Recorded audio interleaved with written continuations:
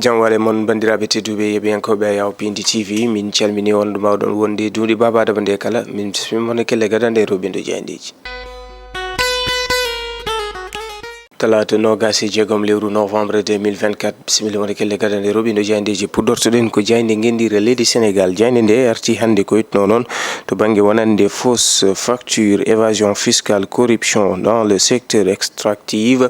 Kamɓe le soleil ɓe garti ko yitno to banggue wonande facture aji ɗi moƴƴani tawi ko baɗaɗi falsifié hani ko yete ko évasion fiscale buñari hay ko nandi hen to banggue wonande ngaalu leydi kam e ndelam kuɓam ɗum ɗo kala ne wayno o ɗo institut mo ganduɗa ko pour la gouvernance des ressources naturelles ko kañum waɗi wittu holliti wonande ɗum ɗo de ko ɗum caɗele nde ganduɗa leydi Sénégal ene wasa hitande kala ko ɓuuri caɓanɗe jeenayyi e joyi milliards e koppareje men franc CFA. ƴeewen jayde rewmi quotidien ɓe garti koye doñeɓe leydi Sénégal waɗɓe ballal mantinigal hanki woni wayno ɓe nangi hakkude corridor Dakar Goudiri ɓen ɓe ganduɗa ko kay ndewnata toon wat boniɓe ɓe ganduɗa ko waɗoɓe to banggue wonande trafic de drogue conele hani e kuɗoli ɗaynoji ɗi hanki o douane mi wayno pawi mabɓe jungo nangue mabɓe 2,114 tonnes de cocaïne ɗen conele ɗaynoje ɓe kollitini ɗum ɗon jogu mum ene abbo e 17 milliards e koppareje men franc CFA kono rewmi quotidien arti ha joni holliti hakkunde mars kam e novembre 2024 ko ɓuuri temedere e caɓanɗe jeegom e jeenayyi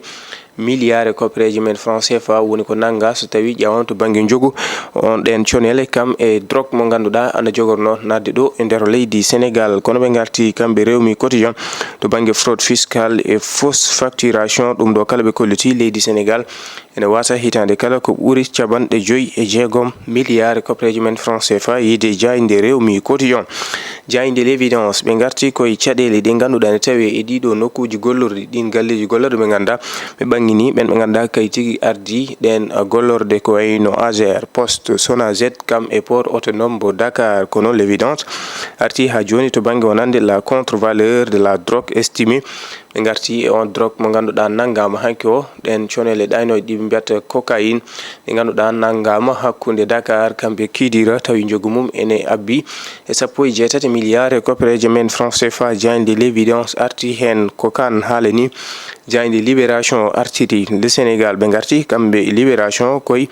ɗiɗi piccal temedere e 14 tonnes to banggue wonande cocaïne ɗeɗo conel ɗe ganduɗa naggam tawi jogu mum ene abbi e 17 milliards e koppareje men franc CFA. Kono libération arti e yiide wonande e lewru mars totti lewru novembre nduɗo no gonɗen 2024 ko ɓuuri temedere e caɓanɗe jeegom e jeenayyi milliards e koppareje men franc CFA woni ko nagga to banggue wonande jogu on drogue. Kono ɓe garti kamɓe libération ha joni e leydi Sénégal to banggue koɓe mbiyata ko flux financier to banggue wonande facture aji ɗi moƴƴani hani e corruption ko yete ko mbuñari to banggue wonande oɗo secteur extractif e kamɓe minier hakkude ndelam kuɓam ni e ngaalu leydi ɓe kolliti ɗum ɗo kala leydi Sénégal ene wasa ko ɓuuri caɓanɗe jeenayyi e joyi milliards pawɗi temedde joyi millions e koppareje men franc CFA. Jayde libération arti hen. Jayde li quotidien arti ha joni e Babacar Ba gardiɗo forum justiciable o arti e wonande nangogol Moustapha Diakhaté hayso tawi konngol ɗe kaaliɗi ko konngoli kamtorinde kono noon wona fotani wonde tan mosol ngol ɓe pawrimo jungo kanko Moustapha Diakhaté kan haalen tawe e jayde li quotidien. Jayde l'observateur ɓe garti koye alhaali West Africa énergie ɗum ɗo noon mbiyen ko galle jomnoɗo ɓen ɓe ganduɗa ko homme d'affaires en tawi noon yoytino koto banggue wonande kuɓɓam ɗam caggal nde haala teska omo ganduɗa ko Samuel Sarr nangogol mum ɓe yiide l'observateur Abdoulaye Dia gardiɗo Sénico Abdou Karim Diop mo Locafrique ɓeɗo de ne wayno hanki o ɓe nebbisama ɓe garti e yiide ni homme d'affaires Harouna Dia kañumne ma hette ñande alarba o hani omo ganduɗa ko Pamma Demba Bitteyi kañumne en peɗeli ne joofe mum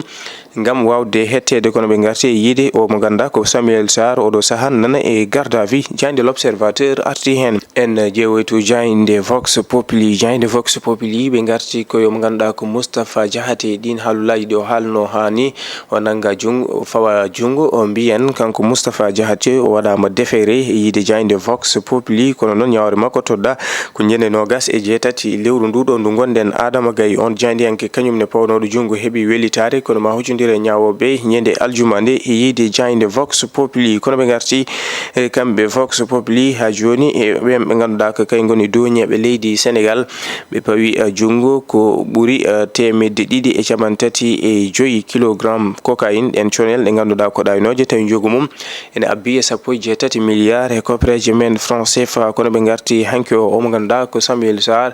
heɗama tawi noon koye ballal procureur e yiide jayde Vox Populi jayde Walf Quotidien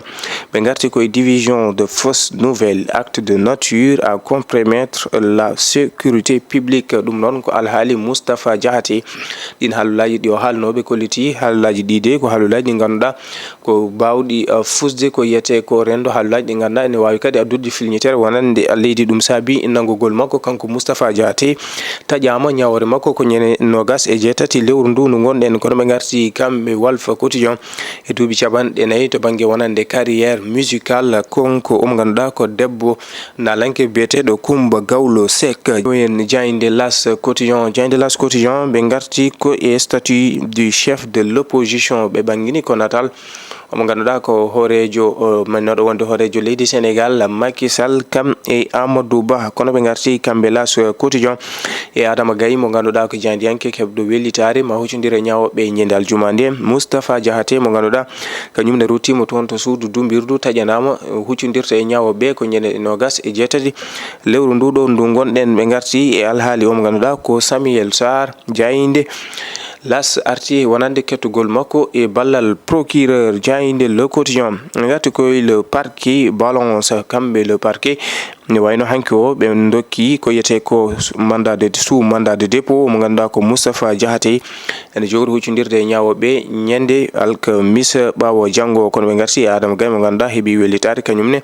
ma huccodir e ñawo o ɗum ko ñande aljuma nde kono ɓe garti e o mo ganduɗa ko oɗo cocaïne mo ganduɗa waɗama saisir toon to Koungheul ɓe kolliti jogu mum ene abbo e 17 milliards e koppereje men franc CFA e yiide jayde Le Quotidien jayde L'éveil ɓe piniri ko ɗum ɗo toon to Tambacounda ɓen ɓe ganduɗa ko taƴoɓe leɗɗe tawi noon wona gueɗe dewɗe lawol ɓe garti noon yiide wonande filñitere wonande ɗin ɓesguji taweteɓe toon to Tambacounda yiide alay saago laamu ngu wawa darade hen beele wawde daranade ko yetno ko e ɗen leɗɗe wawde kadi daranade ko yete taridi ndiyat ɓe garti kamɓe L'éveil ha joni oɗo drogue mo ganduɗa ko baɗaɗo saisir toon to Koungheul jogu mum ene abbo e 17 milliards e koppereje men franc CFA e yiide jayde L'éveil ɓe garti ha joni e Moustapha Diakhaté mo ganduɗa caggal nde o haalno ɗin haalulaji e yiide jayde L'éveil mo huccodir ñande alkamisa o e ñawoɓeɓe kanko Moustapha Diakhaté ko nden tigo andata ñawore makko kanko Moustapha Diakhaté mo ganduɗa ko ancien président groupement parlementaire mo Benno Bokk Yakar bandiraɓe tedduɓe yeɓiyankoɓe Yaw Pindi TV ko ɗum woni komin ɗoɓinnomon e kelle gadane roɓindu jayndeje subaka hande o min dokka on aadi alarba janggo sawra welede Allah ɗo e nder ño jaam jogomin jago moon on jaram.